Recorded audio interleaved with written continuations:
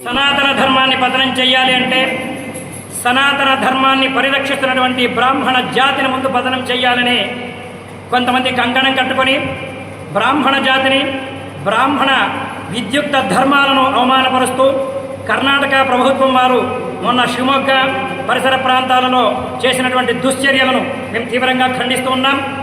ఈ యొక్క బ్రాహ్మణులు ఎవరైతే సెట్ ఎగ్జామ్ రాయడానికి వెళ్ళారో వారు యజ్ఞోపవీతాన్ని తొలగిస్తేనే వారిని ఆ యొక్క ఎంట్రన్స్ టెస్ట్ చేయడానికి ఎగ్జామ్ రాయడానికి అవకాశం కల్పిస్తామని చెప్పడం చాలా దారుణం.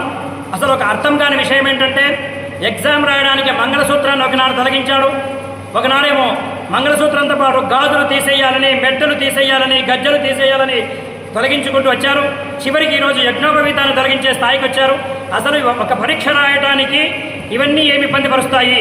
ఇది కావాల్సిన హిందూ ధర్మాన్ని అవమానపరచడమే లక్ష్యంగా ఇలాంటి చర్యలు, ఇలాంటి దుశ్చర్యలు చేపడుతున్నారు.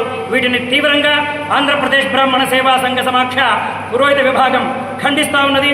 ఈ సందర్భంగా ఎవరైతే విద్యార్థులు కొంతమంది ఈ ఎగ్జామ్ రాయకుండా, అంటే వారి యజ్ఞోపవీతాన్ని తీసివేయలేక ఎగ్జామ్ రాయకుండా వెళ్ళిపోయారో వారికి తిరిగి మళ్ళీ ఎగ్జామ్ రాసే అవకాశాన్ని కల్పించి తీరాలని, వారితో ఎగ్జామ్ రాయించాలని మేము ఈ సందర్భంగా డిమాండ్ చేస్తూ ఉన్నాం.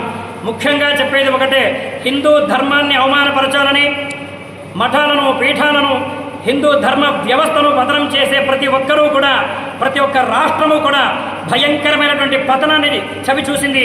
అలాంటి రాష్ట్రాలను ఒకసారి మీరు గుర్తు తెచ్చుకొని వాటి యొక్క పరిస్థితిని మీరు గమనించాలని ఈ సందర్భంగా ఎవరైతే ఇలాంటి తప్పిదాలు చేశారో ఆ ప్రభుత్వం వారికి మేము మనవి చేస్తూ ఉన్నాం.